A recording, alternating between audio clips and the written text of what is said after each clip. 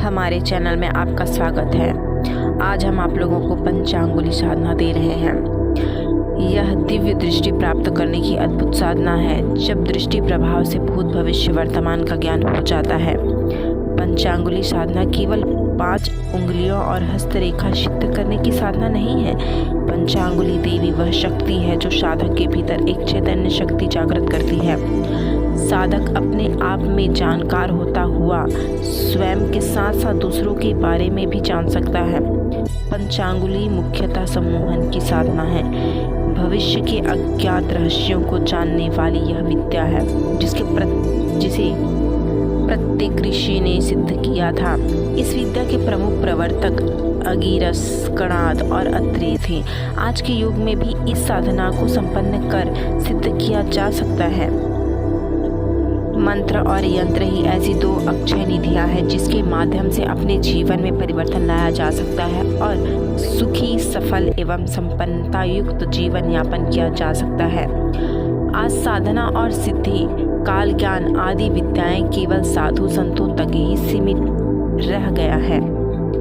कोई भी इन्हें संपन्न कर सफलता तक पहुंच सकता है। सभी को उत्सुकता का केंद्र भविष्य का ज्ञान अर्जित करने के लिए पंचांगुली साधना सर्वश्रेष्ठ मानी गई है, जिसके माध्यम से अपने या किसी भी व्यक्ति के भूत, भविष्य और वर्तमान को आसानी से जाना जा सकता है। पंचांगुली देवी काल ज्ञान की देवी है, जिसकी साधना कर साधक को होने वाली घटनाओं व दुर्घटनाओं का पूर्वानुमान हो जाता है तथा इसी साधना के द्वारा हस्त विज्ञान में परंपरागत हुआ जा सकता है और भविष्य वक्ता बना जा सकता है। प्राचीन काल के योगी, साधु, सन्यासी इस साधना को सिद्ध कर लोगों को भविष्य के बारे में बताया करते थे और यश, कीर्ति, वैभव सब कुछ प्राप्त कर लेते थे। धीरे धीरे कुछ लोगों की चालाकी और कायरता की वजह से जो ये समझते थे कि यदि किसी को या सभी लोगों को इस साधना की पूर्ण जानकारी हो गई तो हमें कौन पूछेगा, इसलिए यह ज्ञान एक छोटे से दायरे में ही सिमट कर रह गया। समय ने पलट खाया और बहुत बड़ा जनसमुदाय इस ज्ञान को प्राप्त करने के लिए प्रयासरत हो गया, जिसके कारण इस साधना का प्रचार प्रसार होने लगा, जो उन ढोंगी साधु संतों पर एक तीव्र प्रहार ही था, क्योंकि वे इस विद्या का लाभ उठाकर दूसरों को आसानी से मूर्ख बनाकर उन्हें अपने अधीन कर लेते थे।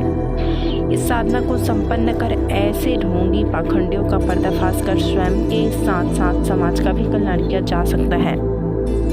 इस साधना को सिद्ध करना जीवन की श्रेष्ठता है तथा किसी भी साधना को करने से पूर्व इस साधना को अवश्य ही कर लेना चाहिए, जिससे कि साधना के अंतर्गत रह गई त्रुटियों और आने वाली अड़चनों को सुगमता से दूर किया जा सकता है। इस साधना का विधि विधान।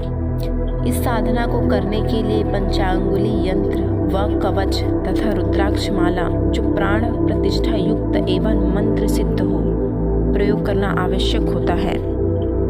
इस साधना को शुक्ल पक्ष की किसी भी द्वितीय, पंचमी, सप्तमी या पूर्णमासी को की जा सकती है।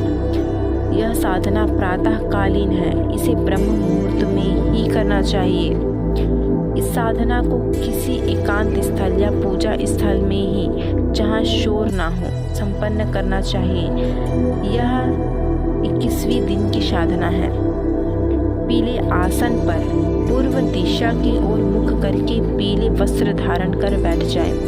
फिर एक बाजोड़ पर पीला वस्त्र बिछाकर उस पर पंचांगुली देवी का यंत्र तक भी स्थापित कर सकते हैं। यंत्र को किसी ताम्र प्लेट में रखें। सबसे पहले गणपति का ध्यान करें, फिर गुरुदेव का ध्यान। स्नान, पंचोपचार पूजन संपन्न कर गुरु मंत्र का जाप करें।